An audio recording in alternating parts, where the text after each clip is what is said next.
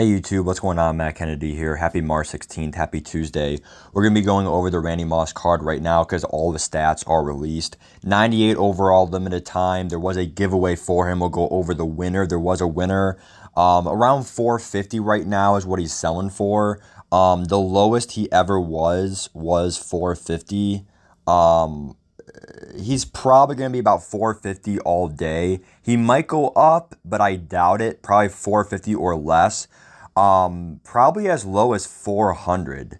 I don't really see him going too low because, like, he's just, like, his price will go up after his impacts. So he might sell for, like, 800, like, in a couple weeks. Look at Jason Kelsey, look at Vince Wilfork. How cheap they were, and then how they skyrocketed. His abilities do suck, but everything else is good about the card. Really high jumping, high COD, high excel, high agility, high speed, 99 speed, plus 2 DBs, plus 2 corners. You don't even need a theme team. Theme team does help though. High press, high spec catch. He even has 82 tackling. So he actually is a good tackler. 87 hit power, 88 block shed. Don't tell me he's a hard hitter. Alright, he's not a big hitter, but he does strip ball. That's actually impressive. And he's clutch. So that's a really nice card. We will now be going over the problem solution. So we had 5 people in a class, and as Brett Cott said, this was inspired by the Monty Hall problem, which it's not the Monty Hall problem, but it's a similar approach to it. So there's 5 students in a class, and there's one marble hidden under one person's desk. You have to figure out which desk that is, which person. So let's say that you guess it's this student. A friend then walks in, and this friend, okay, they tell you it's not this person. The question then states, if your friend gives you a chance to switch to one of these 3, should you switch to one of those 3? And if so, is it going to decrease your odds, which means you shouldn't switch? Is it the same odds, who gives a shit? Or is it increase your odds, you should switch every time? Now, it was pretty easy to kind of figure out that yes, you should switch, just because of how the problem was asked. But to get the Randy Moss, like free Randy Moss from me, and I'm going to trade over to you, James, by the way. I'm going to get a good price on him, try to snipe him. I will give him to you by Thursday afternoon.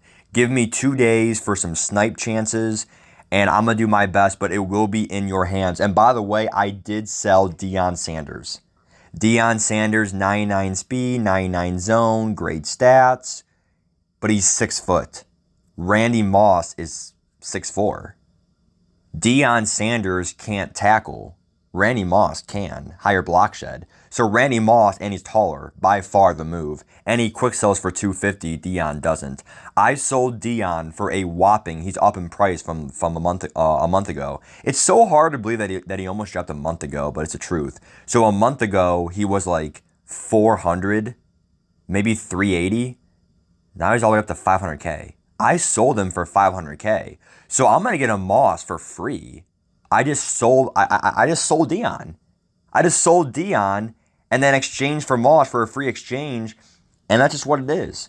So it's a great exchange for free pretty much. And then the giveaway winner is going to be James here. So I'm going to lose some coins, but it's worth it because you guys deserve being good subs.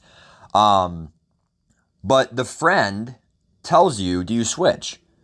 So let's compare the probabilities. If I were to have 5 people in this thing, right? Let's do a clear thing, right? So I have 5 people. If I randomly pick one person, I have a 1 out of 5 chance. So I have a 20% chance.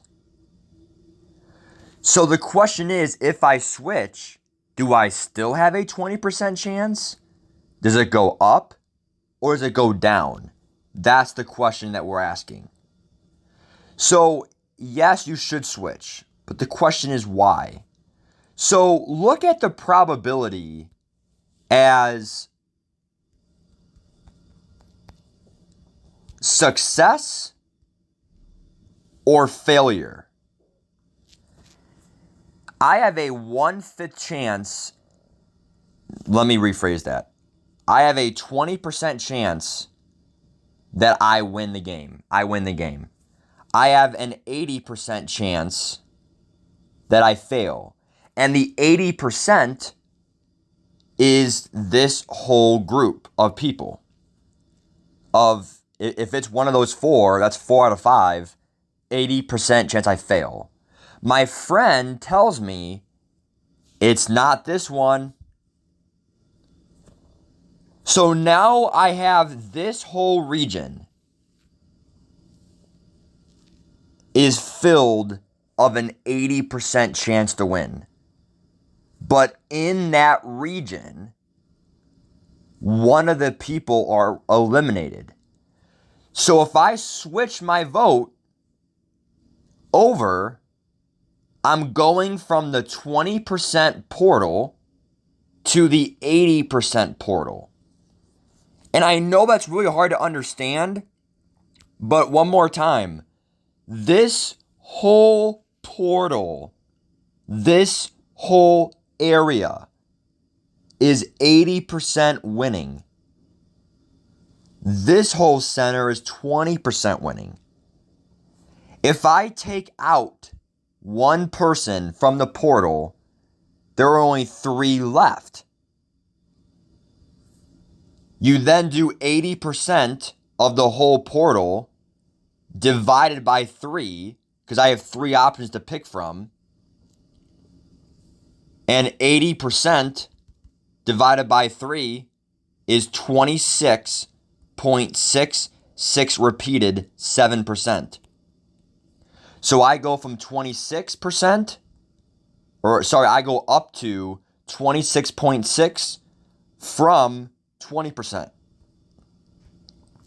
Therefore, my percent increase was a 6.66%, 7% increase. My odds go up by 7% roughly by switching. Now, it's only 7%.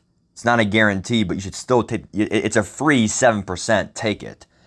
Now, some of you guys might say, oh, Matt, the whole area thing, that's 20%. This is 80%. That makes no sense. Well, look at it like this. This is the 80% portal, right? Well, there's 4 options in the beginning. So 80% divided by 4 is what? 20%. That's equal. 20 and 20 is equal. But because I cut one out, it's now 20 divided by 3. It's now 80 divided by 3, which is 26.6. So it's not difficult math. It's hard to think about that abstractly. And that's what makes stats so fun for me is you think outside the box and how really applicative it can be to the real world around us. Like this is a game. We play games every day, board games, other stuff. You think about probability. Yeah, this one's like for game shows and stuff, like other stuff. Like it is a little bit more obscure, but you can still use probability a lot in your lives. And that's why I love stats so much. Take care. Congrats, James. More on your reward later.